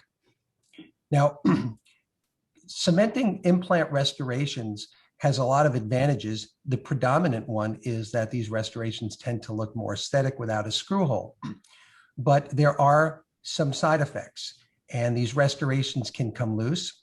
Screws can loosen underneath the cemented restoration. And the most damning of all is a correlation with peri-implant disease. So we've got to find a way around the issues of cemented restorations. One of the solutions we have is the chairside copy abutment.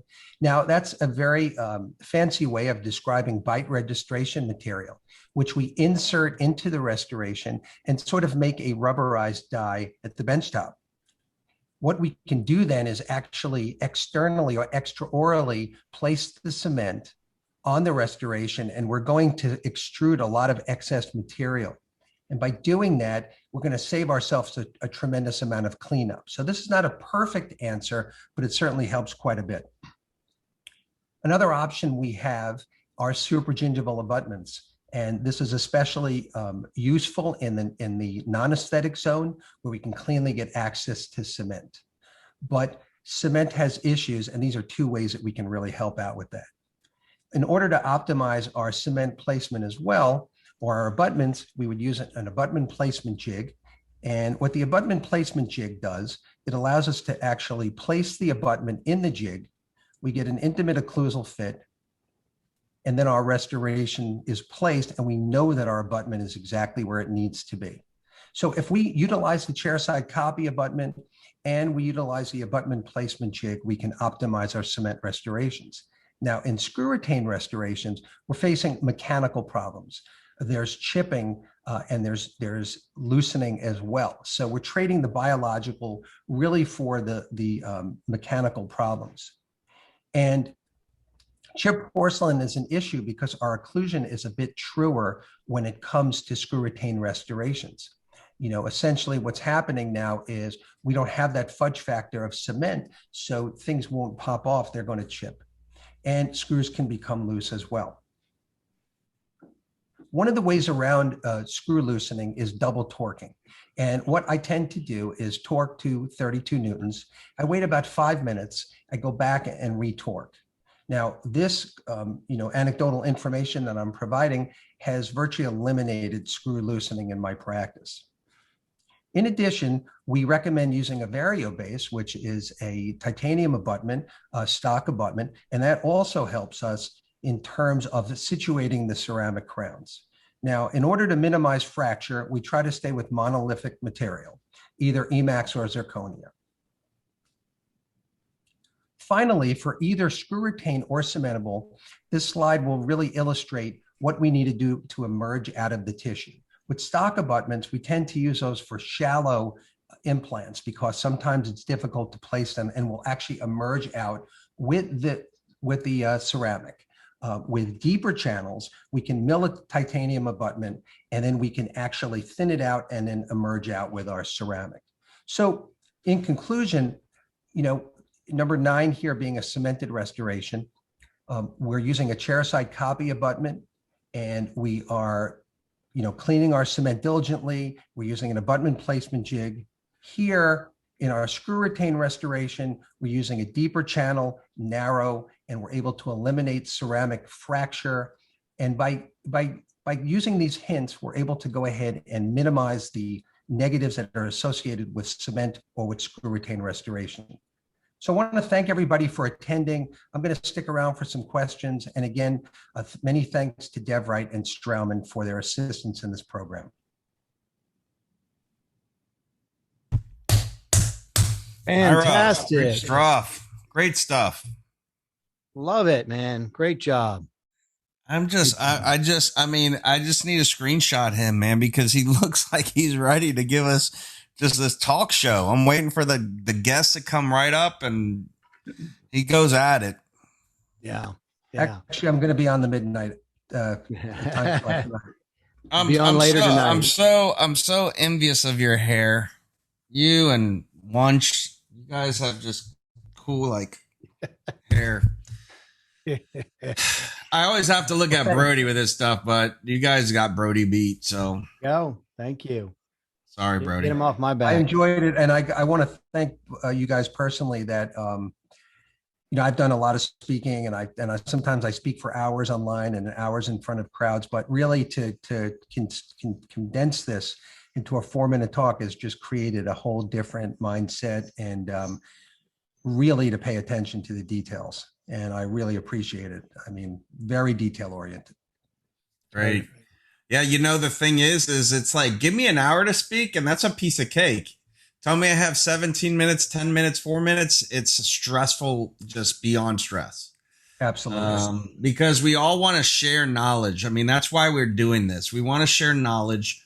We all get just this feeling of accomplishment when we can help someone out. Our life is spent taking care of patients, improving quality of life. But when you can help out a colleague in some form, it's very rewarding. And that's why we want to share knowledge. And so when we say you're limited on your time to share your knowledge, that's what gets you super stressed, because you want it. It's hard to find that fit. So when you all look at our comments, a lot of our comments may say, oh, you're a little rushed, but we know that you have only 4 minutes and you're speaking super fast. If you had an hour, you would be able to pause and speak at a different pace. And those are things we'll talk about in SDS. But as far as everything I'm seeing tonight, I'm blown away. Really happy. Awesome job. Here's a setup. You guys, I promised you, my camera had died off. So we've got presentations going. You can see Stream Deck here. We're able to bring up the presentations you can't see here. Second screen, third and fourth screen up on the other side. From a production style, this is just giving you heads up. We'll take some pictures maybe, and we've shown you our home setups and different setups.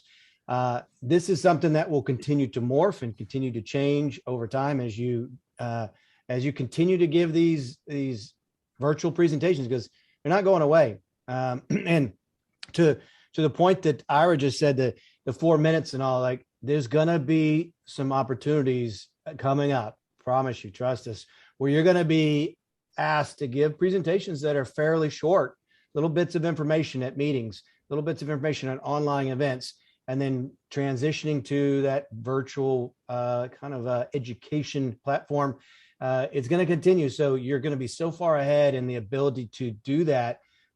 We're just excited to see that, number one, as you know, we were seeing from Brittany, she's stressed all the time now, telling everybody she wanted to announce, is venting to the world that she's, oh my God, stressed. And, we understand. It's okay. It's okay. Yeah, I got to make sure I start taking photos. That's what I'm stressed about. Every patient now, I'm like, where's the camera? Where's the camera? I got to take a photo. This may be the case.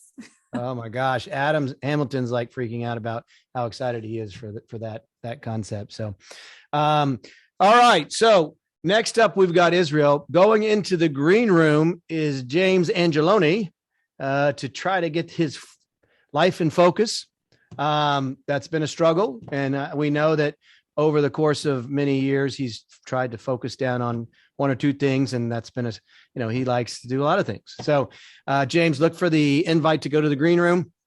And on the front side of the next lecture, let's get Israel Putterman up on the stage and bring him in from the green room to give us an amazing lecture. Israel from Chevy Chase, Maryland. I'm going to unmute you. So let's get you. You have to accept it, and we'll get you spotlighted. Israel, take it away. All right. Well, welcome, everybody. Thanks for having me. The last few weeks, we've been having these sessions, and I feel like I have been showing a lot of management of aesthetic complications. And while that's all well and good, I think that sometimes we have to show what happens when everything goes right, properly. And so here we have a patient who is really more of a bread and butter case, where we have a single failing maxillary central incisor. And this happens to be one of my favorite patients here. And wrong clicker. So what we have over here is failing right central incisor. We have looking at a modified aesthetic risk assessment.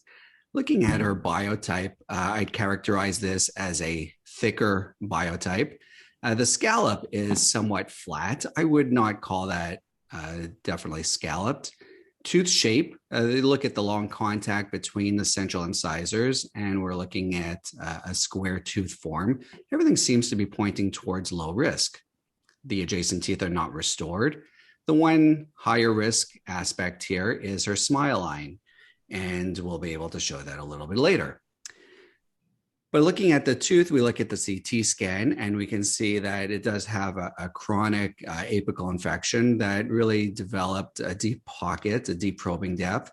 And so the endodontist deemed this to be non-restorable. And so we look at some options about how to restore this tooth.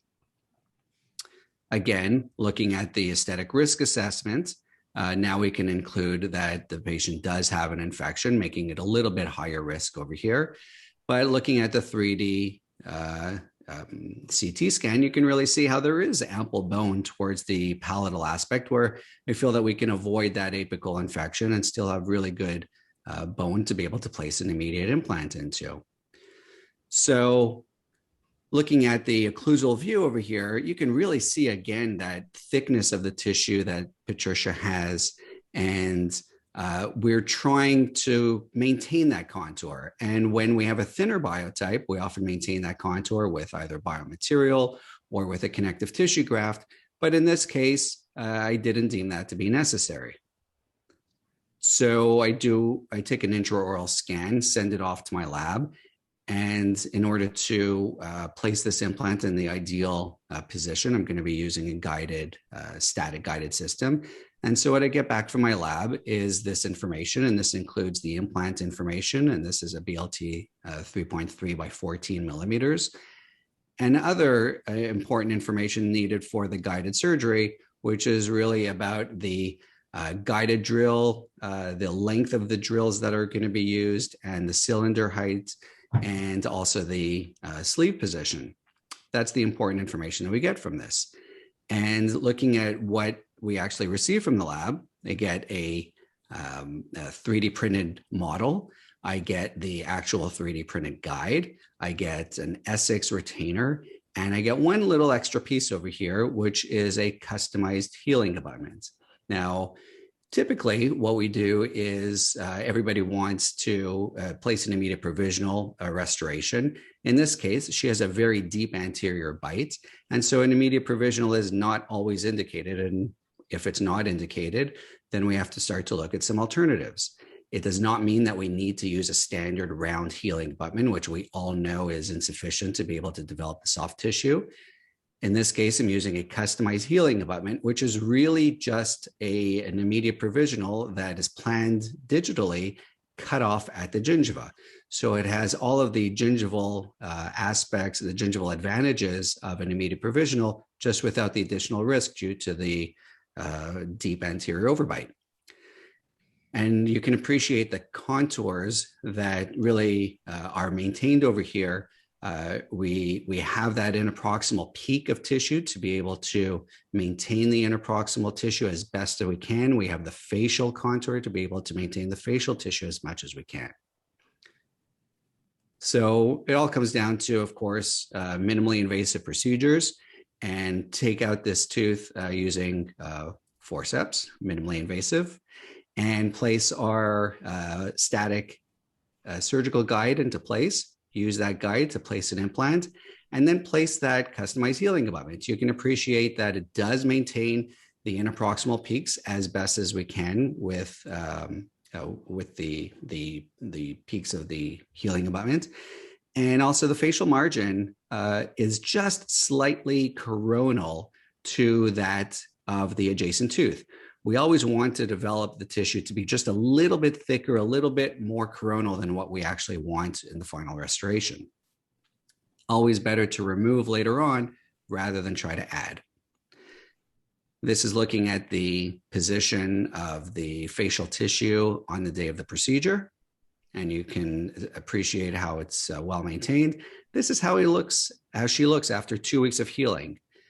Phenomenal healing. Everything looks great. We're able to maintain those interproximal peaks of gingiva. And then after 3 months of healing, of course, there's going to be some dieback of the interproximal tissue. And that's done a torque test. And so at that point, I send her off to the restorative doctor, and the restorative doctor, in essence, doesn't need a provisional restoration in order to sort of train the tissue.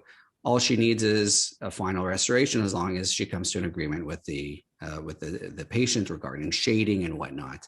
But to go from that, of what it looks like there, into this type of situation where, frankly, I would think that most people would think that the previous situation looked like an implant and this one looks like a natural tooth. I think the dentist did an excellent job here. And you can appreciate, again, the maintenance of that facial profile exactly the way we had it before the procedure. And you can get a sense of how things look.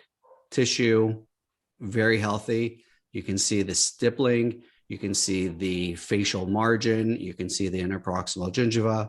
And so this is really what can be done when things go very well. Obviously, the simplicity, sometimes beauty is in the simplicity. And here you can see a happy patient with a high smile line. And that is it. Thank you. Wow. Nice. Wow. Good stuff, man. Fantastic. Hey, did you know that your background matched your title slide perfectly in color? Not. It was because, you were the only video on the screen, and your slide had a blue in it from the lake or wherever it was, and that background, the sky, matched your background like perfectly. So what did that do? Huh? What did that do? What was the effect? It looked really good. Oh, okay. I'll take that. Yeah, no, it looked like it looked really good. I was like, wow, that's pretty impressive. I'm curious how that looked. Okay. Nice compliment between the two. Thank you. There you go. So I never thought of doing that personally. There you go. Very nice. Hey, I want to do a quick a break to do an introduction infomercial. We have another guest that's joined us from Straumann. This is Abigail. And Abigail, thank you for being here. Now, Abigail, you don't have to come on if you want. You can, whatever. You're going to have to turn your video on and your mic. Okay. Hi, I'm in my kitchen. Sorry, I'm having trouble with my computer. So thanks for being here tonight. And you guys are doing awesome. I'm really impressed with the quality of the presentation so far. It's been really fun to watch. So thank you for putting your heart and soul into this. I know anytime you have to do something really short, it actually makes it harder. So it's definitely good training for all you out there. So thank you. Yeah. Thanks, Abigail. The everybody, Abigail has been a longtime supporter of everything we do at DevRight, and it continues. And it just is a testament that Straumann puts on some of the best CE in the country when it comes to corporations, and it's really owned to you all as well. So thanks for that support. Yeah. Happy to do it. And thank you guys for supporting us. And it's been very awesome to work with DevRight all these years and, see how we're helping everybody here. So thank you guys. And looking forward to seeing the next speaker. Nice. All right. Well, we did a little curveball here.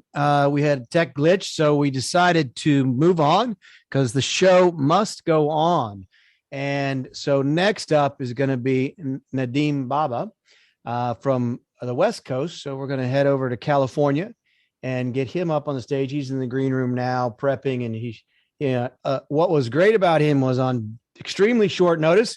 He said, look, I'll step up and bat coach because the last batter dropped the bat, and then he couldn't get enough resin on his hands. And then he, threw his hat down and it blew up, and then he couldn't get a chin strap on because of his beard. And so he had a failure to present. So Nadim Baba is next up. And Nadim, I'm going to unmute you here, and then we're going to give you the spotlight and let you take it away. Nadim Baba. Good evening, everyone. First of all, I want to thank Straumann for sponsoring this event and DevRight for hosting it. You guys did an amazing job for the last couple development series that we've been on.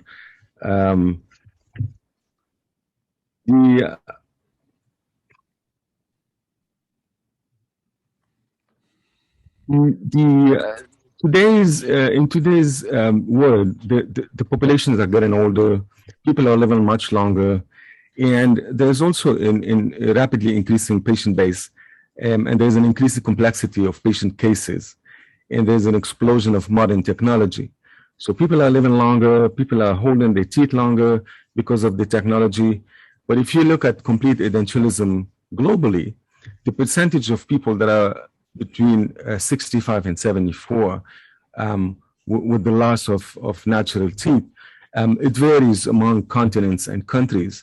But what we know for sure that there's more than 260 million people that are completely or partially edentulous. what these patients mostly want among the treatment modalities that we can offer, the majority of the patients want something fixed.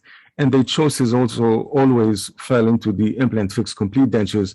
Now, sometimes they back off because of the cost, but the majority of the time, this is what they're looking for.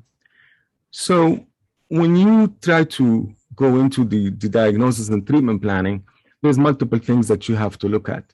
And one of the things is the prosthesis form and material. Now, there is still room for traditional bar restorations on the edentulous market.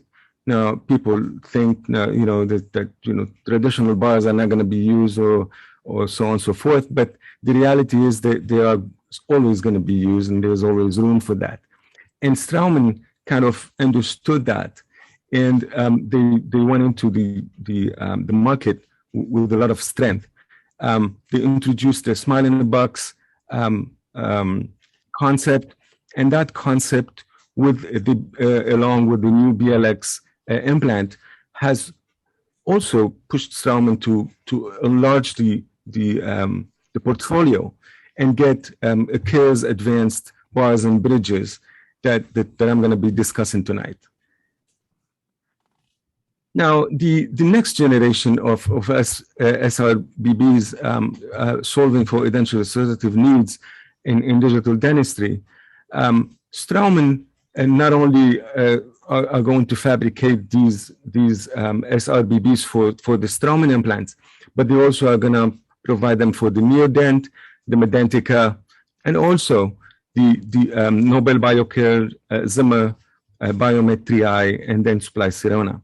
So that has enlarged the portfolio and to allow us to use these bars with any implants that we possibly have. The compatibility, if you look at that table, you notice that they're making these bars for 20 implant system, mostly 39 individual implant platforms. And also they got an FDA clearance for third-party connectivity. So if you look at the lineup, you're going to have the CARES abutment hybrids. You're going to have the CARES abutment advanced hybrid and a low-profile hybrid in case you don't have a lot of prosthetic room. You're going to have the conventional bars like the MP Clip Flex bar or the Preci HV bar. They're going to have the telescopic bars available, the CARES telescopic and the CARES anatomic telescopic. And on the other side, they're going to have also the anatomically reduced bridges with gingival support. So you can notice that this portfolio is going to be very wide and broad, and that will benefit a lot all the restorative people. What you have to understand is that you need a scan and shape account that is set up. Then the conversation will happen with the Arlington team, and you have to prepare a prescription for that and send it with a master model. And they will only be designed from a master model, and that's it. And they will be designed in Spain, but the production will be done in Arlington. So the communication that you will be having is the people from Arlington, the Arlington team. So just to demonstrate how this whole thing works, patient presents with teeth that are mostly hopeless for the maxilla. An immediate denture is provided, and after healing, the implants were placed using the digital softwares and digital placement. And once the healing is done, then what you do is you take the temporary cylinders and convert the immediate denture into temporary screw-retained denture.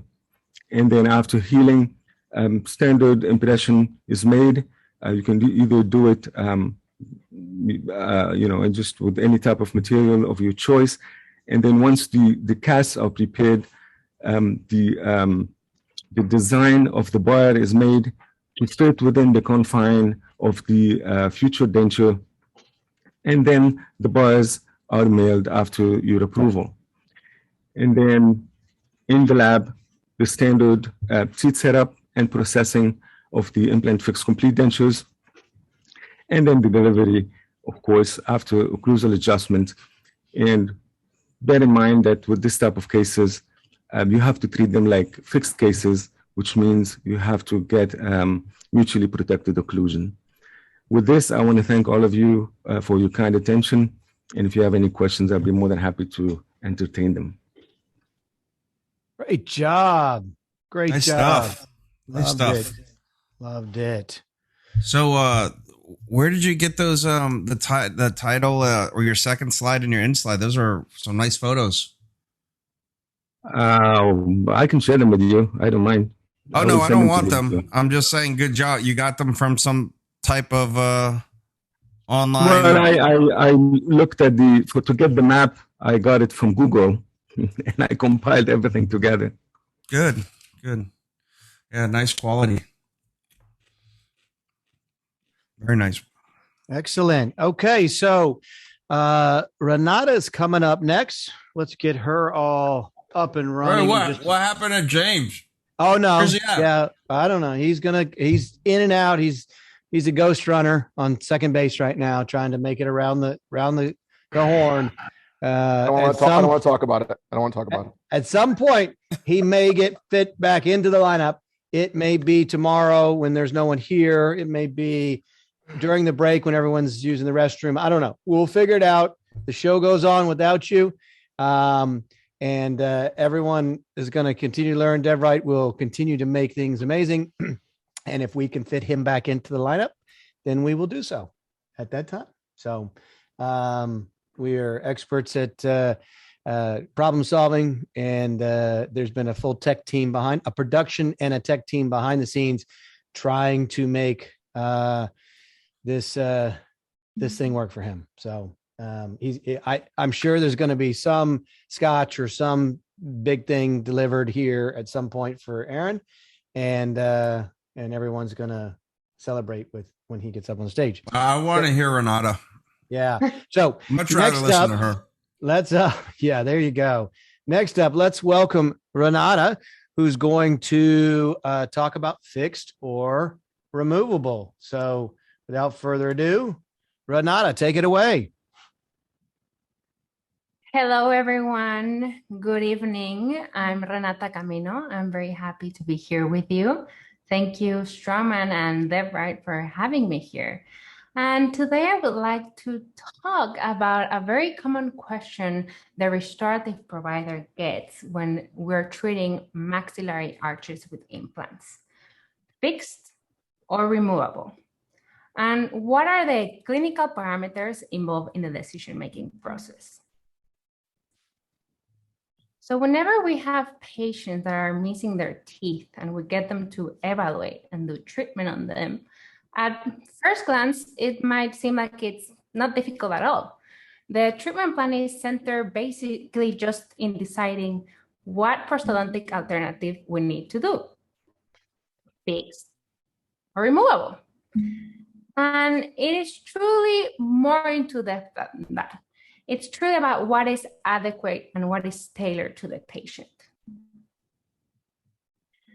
So we know that patients in need of maxillary full arch implant prosthesis exist among all ages. So we have to start by evaluating the patient with clinical parameters. And the reality is that there's a lot of them. So it can very easily become an overwhelming process. So what are going to be the main clinical parameters involved in making this decision? So let's take a look. The first parameter is incisal edge position, and is following the same complete denture principles. It is true, every full mouth rehabilitation is going to start with that maxillary central position. It is not only the vertical position that gives us the aesthetics, but also the angulation and the horizontal position. An incorrect incisal edge position can affect the occlusal plane, the vertical dimension of occlusion, and speech. Second, restorative space. My favorite topic, as I have mentioned before, we tend to think about this as a vertical measurement. And we should truly think about this more as a three-dimensional volume needed to restore the structures that have been lost. And it's based on the resorption pattern that the patient presents with. So we know we can create space. We can do it prosthetically, surgically, or both. The reality is that both of them have limitations. And if the patient wants to choose a certain prosthesis design, they have to understand the high biologic cost of removing hard tissue to obtain a specific design. Lip support. Lip support is going to let us know structurally what we can get away with. A very common landmark use is the nasolabial angle. And why is it so common? Because we can modify this angle following prosthetic treatment. So where does this angle come from?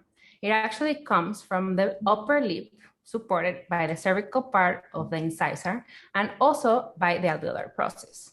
So why is it important? Because it's going to tell us how much structural risk we have. High smile line. There are many types of smiles, and we can mainly classify it by low, medium, and high. It's important to understand we need to evaluate this not only on passive, but also in dynamic movements. And also the length of the lip plays an important role. There is a difference in identifying and in diagnosing excessive gingival display. And the truth is, it can not only present in one type of etiology, it can actually present multiple at a time. So why is it important to diagnose? Because sometimes we're gonna need pre-prosthetic surgery before implant placement. So when do we do removable and when do we do fixed? It's important to keep in mind that we have to decide this after we have a comprehensive evaluation and structural analysis based on an interdisciplinary team that's gonna objectively evaluate the patient based on their specific anatomical characteristics. And why it's important to understand these key parameters? Because we wanna make sure that we have visual treatment objectives that are gonna become in the most powerful tool to communicate not only with your team, but most importantly, with your patient. And with that, I would like to thank you all for having me tonight. And I hope you all have a great rest of your evening. Wonderful job. Wow. So I don't know if everybody's paying close attention, but she was the first one to look into the camera. No, Brittany did. Brittany did too. Brittany threw a little up there. I was looking at my notes, but there's a few situations where she looked into the camera and connected well. Good job. Yeah, I'd say overall, I mean, you guys, you've taken this.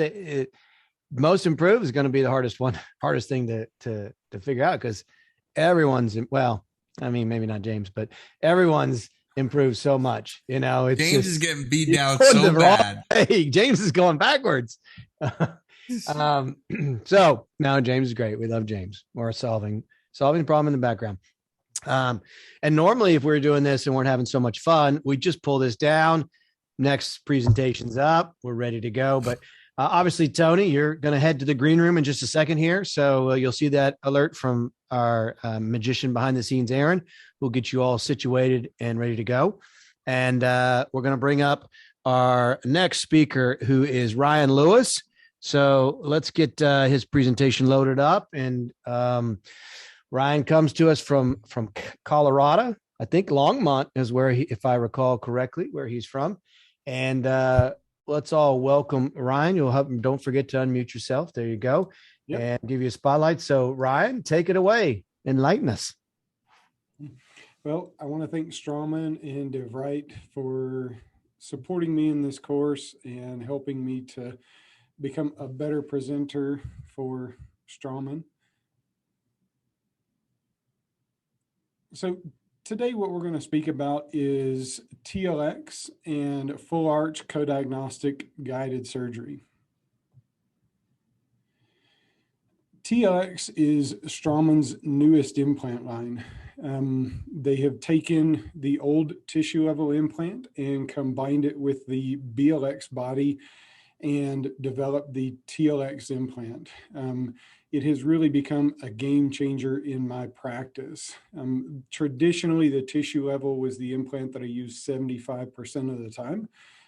It is the absolutely most predictable implant in my practice from a soft tissue perspective and from a functional perspective.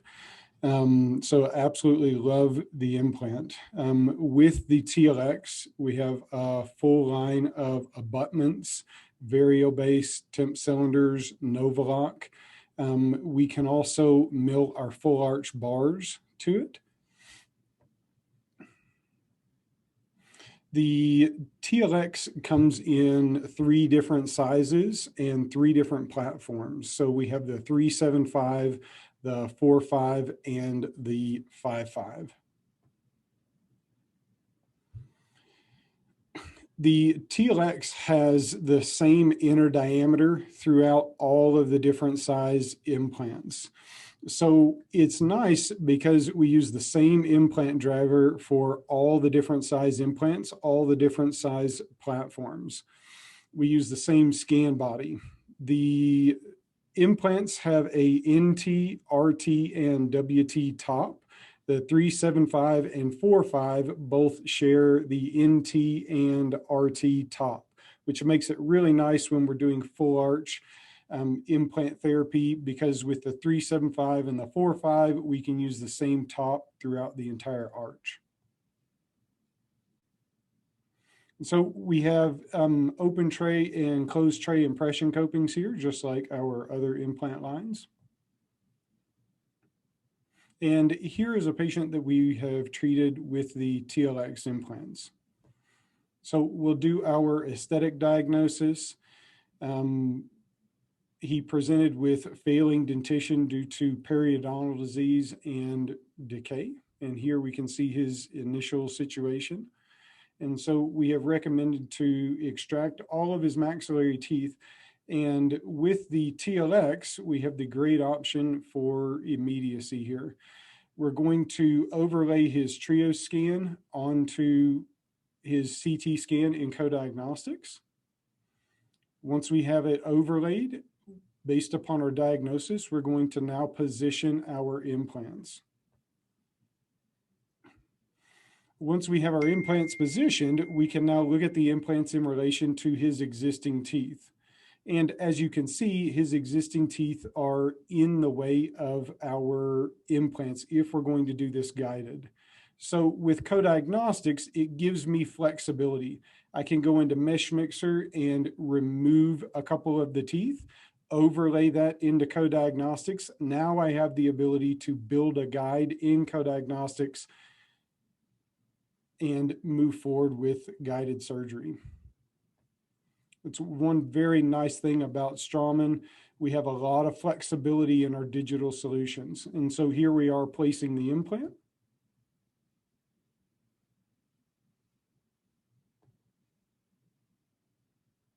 And I want to thank you for your time and attention. The bar is getting higher every day. I love working with Straumann because we have a lot of flexibility in our digital options. Thank you.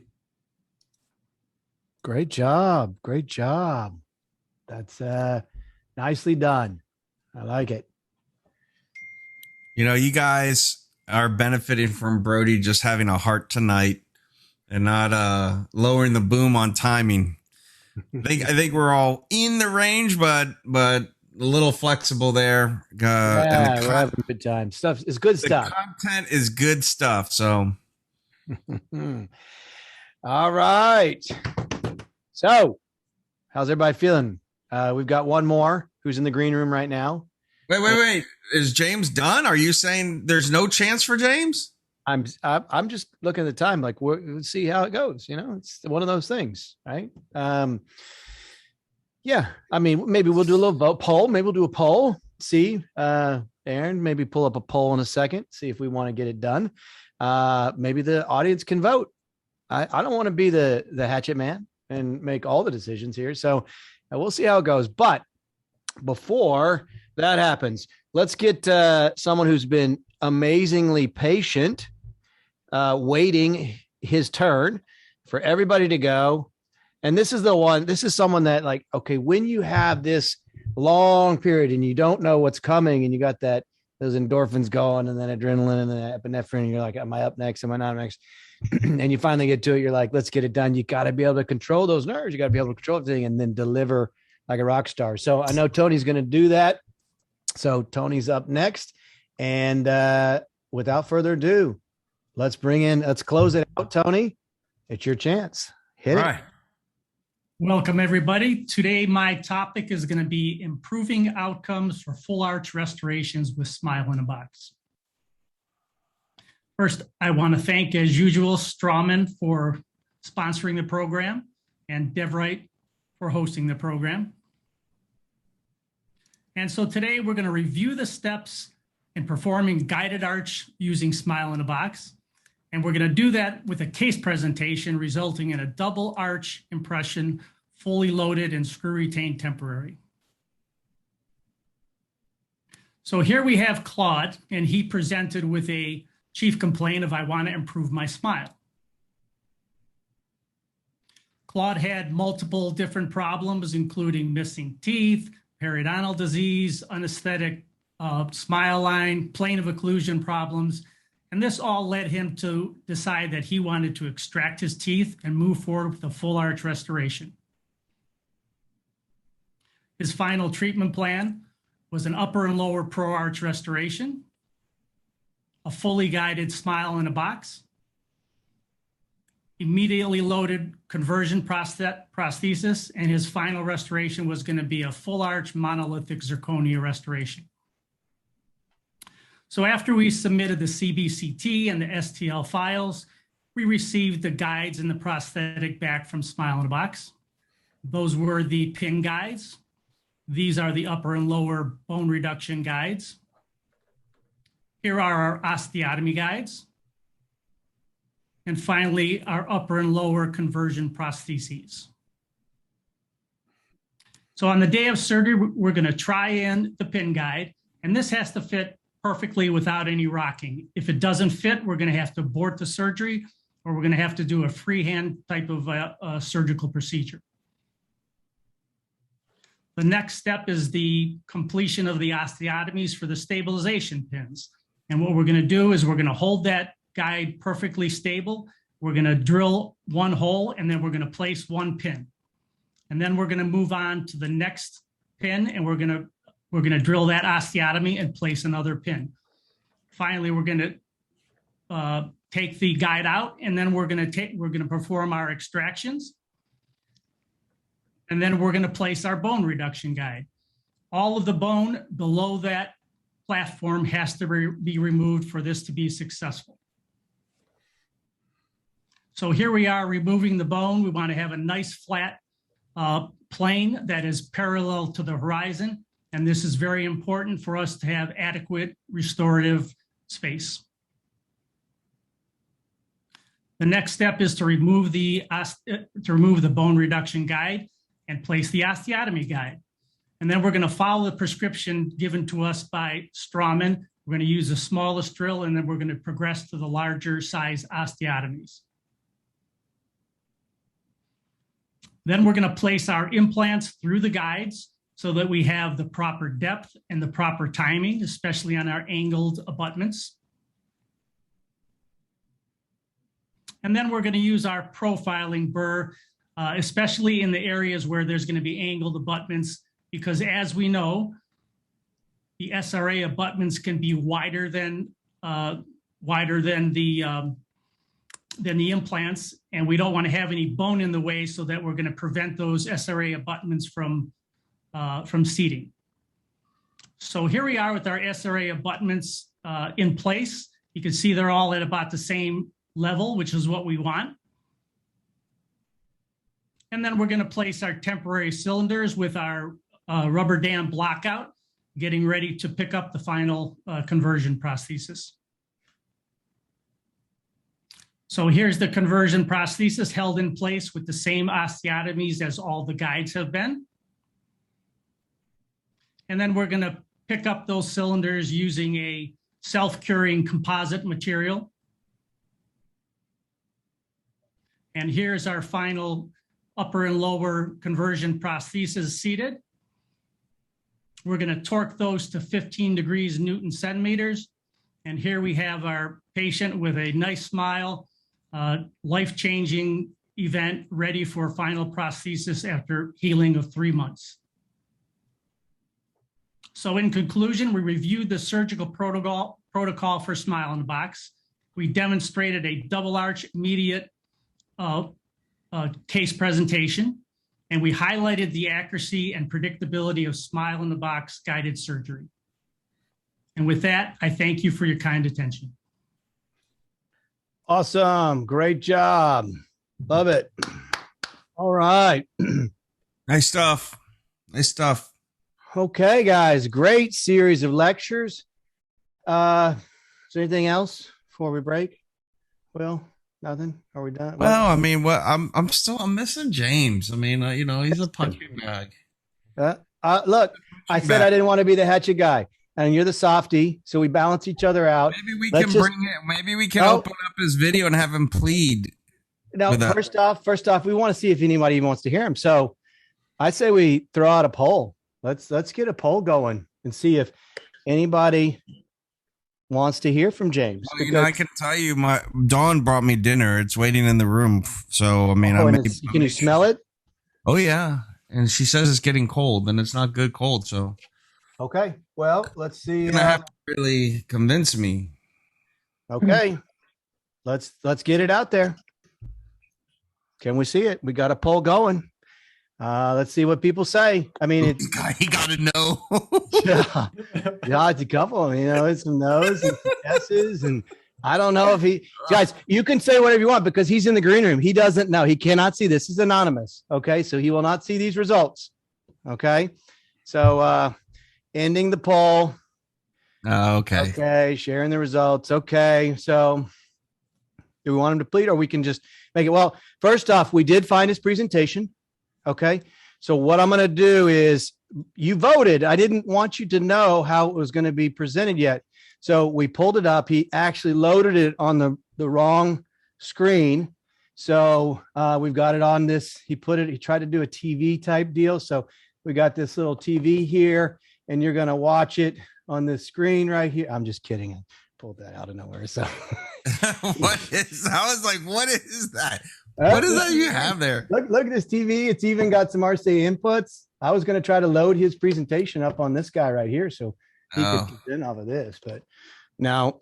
Okay. So let me pull Tony's off and see if he's trying. I gave it to him. He was trying to do something special and it just didn't work, right? Didn't work. So 1 second. Let's see if we can find it. It's good to test amongst friends. Yeah. I mean, now you have me curious. What was he trying to do? I mean, was he going to shave his beard in front of us or something? That I would have made sure that happened. Okay. Get the clippers out. It looks like we're good. It looks like he's got it. We finally got it here. He'll explain later. He's going to come on. He's going to go in and do his presentation. And then after the break, we can do a little explanation. I don't want to hear it now. I want to hear the lecture because we're hungry. We got a break. You got hangry people here. So without further, what's 4 minutes? 4 minutes. Without further ado, James Angeloni, take it away. How's everybody doing tonight? Tonight's presentation is on bone reduction and how to communicate it with full arch dentistry. First, my name is James Angeloni. I am the Denture Man, and I've been a surgical dental technician since 2011. First, I would like to thank you. I would also like to thank Aaron for making this blurry. But first and foremost, thank you, Straumann, for putting this together and sending us all to Straumann. If you see that QR code throughout the presentation, go ahead and hit the take a picture of it, and it'll send you right to my Instagram. I would like to thank DevRight, and I'll have a picture of all of us in the background because we will all be at the Power On Symposium in Scottsdale. So you all have to deal with this one more time. So, but let's get to the why. Why are we reducing all this bone in these full arch dentistry? It's because of this beast right here, the Pro Arch, the final restoration itself. All this is going to need room. So the denture teeth itself are going to need room. I cannot take a denture tooth and throw it at a titanium bar and have it stick. So I'll need a little bit of acrylic as the binder to bind that tooth to the bar. And of course, I will also need the bar. But with everything in there, historically, what we have is about 2.5 millimeters of tissue, and the rest of that is about 12.5 millimeters.